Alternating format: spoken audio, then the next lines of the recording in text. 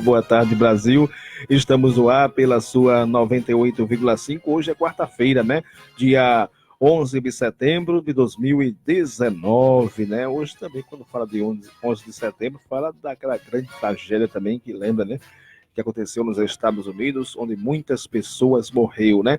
Hoje vamos conversar aqui com candidatos ao Conselho Tutelar de Lagoa de Itaenga e estamos com... Deixa eu ver aqui, pronto, José Pedro, o nosso amigo, pastor e apresentador aqui da nossa Rádio Itaenga FM. Temos também o Wellington do Povo e outras pessoas vão também compor essa conversa de hoje. A nossa amiga, também irmã Tatiane de Tião, né? A nossa irmã em Cristo, Tatiane de Tião, vai também estar aqui expondo as suas ideias, por que votar nela dia 6 de outubro. Mas... como eu falei, vamos dar aqui 10 minutos para cada um se apresentar na segunda chance aqui com o programa Itaenga Notícias. São 12 horas mais 9 minutos, 12 e 9 na sua Itaenga FM, a voz do campo, a voz da cidade. Esse microfone hoje está meio... não quer ter ideia comigo hoje, esse microfone da gente, mas vamos aqui se desenvolvendo, né? Vamos... começar aqui com José Pedro. José Pedro, que já é, digamos que, veterano também. Boa tarde, irmão José Pedro. Boa tarde, Júlio Filho. Boa tarde, ouvintes, né, que estão em casa escutando a nossa programação, né, a Folha Itaenguense, ajudando também nessa campanha. Boa tarde aqui a Tatiane. Boa tarde também para o nosso amigo Wellington, que também é candidato, né? E boa tarde para você que está em casa escutando a gente agora. 10 minutos para você expor, né? Por que você quer que os itaenguenses votem em você dia 6 de outubro para o Conselho Tutelar. Você, inclusive, já foi suplente. Sou suplente. É suplente, né? Justo. E quer realmente uma vaga oficial, não é mesmo, irmão? A questão querer, né? Até um termo meio pesado, né? Mas, assim... quando nós entramos em um projeto desse, Júlio, nós entramos para cumprir, na verdade, o desafio. E sabemos que ser conselheiro tutelar não é fácil, né? Então, por que nós nos candidatamos para sermos um representante, né, do Estatuto da Criança e do Adolescente? Porque nós observamos que vale a pena você... trabalhar não o lado somente de uma criança violada, mas também o lado do pai, da mãe, do responsável, que compõe a família, na verdade. Toda a família, como diz o artigo 222, que a família ela compõe a sociedade, entendeu? A família ela compõe a sociedade. Então, para nós termos um conselheiro tutelar, nós temos que respeitar esta área, respeitar esse princípio, né? Respeitar esse princípio. Então, Júlio Filho, como você perguntou, estamos mais uma vez aí concorrendo, né? Fomos 7º lugar na outra eleição em 2015, onde tivemos 436 votos, né? Conselheiro tem voto, né? 436 votos, eu agradeço até a Deus, né, pelos que votaram, né? Eu agradeci também, e voltamos, né, estamos agora em 2019, com esse desafio novamente, né? Tem sido fácil esse desafio, obstáculos, continua esse preconceito, você tem visto esse preconceito ainda em relação à candidatura de conselheiro tutelar, convencer o povo, por exemplo? Tem uma barreira, Júlio, porque o conceito tutelar foi colocado no Brasil, mas não foi, de certa forma, educado.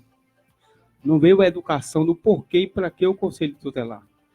Então, caiu aquela luva na mente do povo de que o conselho tutelar mandava nos filhos das pessoas, né? E não foi colocado uma política onde o conselho tutelar ele trabalha com a proteção e a violação das crianças e do adolescente. Então, quando alguns conselheiros tutelares, né, alguns conselheiros tutelares foram eleitos, eles talvez na sua inocência, eles levaram mais para um lado de proteger a criança e tirar a razão dos pais. Não teve, por parte das organizações, explicar para a sociedade, em meio de comunicações, televisões, jornais, por que o conceito tutelar, na verdade, estava vindo para o Brasil através dos direitos humanos. Então, isso confundiu a cabeça do povo. E Ou seja, não teve aquele marketing educativo. Não teve. E até hoje, né? Até hoje. Então, para você explicar para um pai de família, né, para você tentar levar isso para a mente das pessoas, Júlio, hoje, ainda bem que, graças a Deus, os novos conselheiros, os novos candidatos que estão chegando, estão tentando quebrar esse tabu, esse paradigma, você está entendendo? E mostrar para as pessoas que o conceito, por exemplo, em Vitória Santo Antão, agora há pouco, teve um caso aberrador, né? Teve um caso estarrecedor. Foi aquela mãe que o conceito tutelar liberou a criança para que ela levasse da casa da protetora, né? Da tutora, que é onde a criança estava, de 3 meses. E quando aquela mãe não tinha nenhuma condição física e nem psicológica para estar com aquela criança. E aí aquela mãe, naquela noite, levou aquela criança para uma boca de fumo, né? Se embriagou, pediu uma dormida a uma determinada amiga, e ela, talvez na sua insanidade mental, né, por estar alcoolizada, talvez, ninguém sabe, ela acabou deitando a cabeça em cima do ventre da criança. E aquela criança veio a falecer. E aí a justiça está em Vitória Santo Antão, assim, chamando a atenção dos conselheiros, os conselheiros vão responder através do Ministério Público, porque liberaram aquela criança para aquela mãe quando ela não tinha nenhuma condição de tomar conta daquela criança. Então veja até onde vai a responsabilidade de um conselheiro tutelar. Não é, Tatiana? Tatiana está aqui, sabe, né? Então, eu trabalhei 6 meses como suplente no conselho, e eu vi uma deficiência não só nas crianças, mas também nos responsáveis. Quando eu falo responsáveis, avós, né? São tios que tomam conta de crianças, né? São mães que não têm condições, são pais que não assumem seus deveres. Então, há todo um conjunto para que uma criança seja realmente protegida.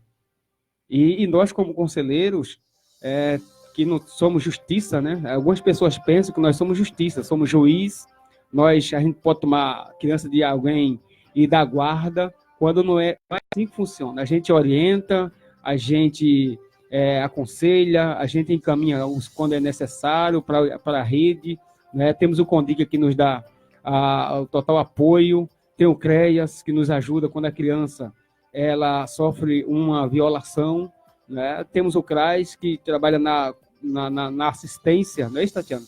Na assistência da proteção, e todo esse conjunto, toda essa rede, o conselho tutelar não pode trabalhar sozinho, Júlio. Então, para nós sermos o conselheiro tutelar, a gente não faz nada sozinho. Se você vê um conselheiro fazendo uma coisa sozinho, ele não é um conselheiro. Porque o conselheiro, ele é um colegiado. O conselho tutelar é um colegiado de 5 pessoas. Então, se você vê algum conselheiro agindo sozinho no conselho tutelar, é porque realmente ele não está fora, não sei se vocês concordam aqui, está fora do contexto do ECA. Entendeu? É muita responsabilidade. Veja como aqueles conselheiros de Vitória Santo Antão agora estão em maus lençóis. Podem até perder até a candidatura.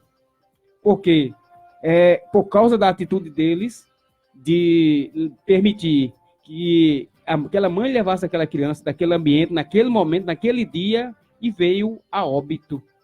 A criança foi literalmente assassinada. A mamãe foi como é que se diz, julgada, né, pela justiça como o homicídio doloso, quando há a intenção de matar, porque ela sabia do risco. Dia 6 de outubro é a eleição, e por que votar em José Pedro, dia 6 de outubro? 2 minutos para a sua mensagem final, seu número, seu nome, fique à vontade. Meu número é 6, meu nome é José Pedro, minha família aqui na Guatenga é bastante conhecida, sou irmão de biofotógrafo, sou irmão também de Pedrinho da Prestação, né? E do ex-vereador Luiz Pedro, né? E por que votar, Júlio?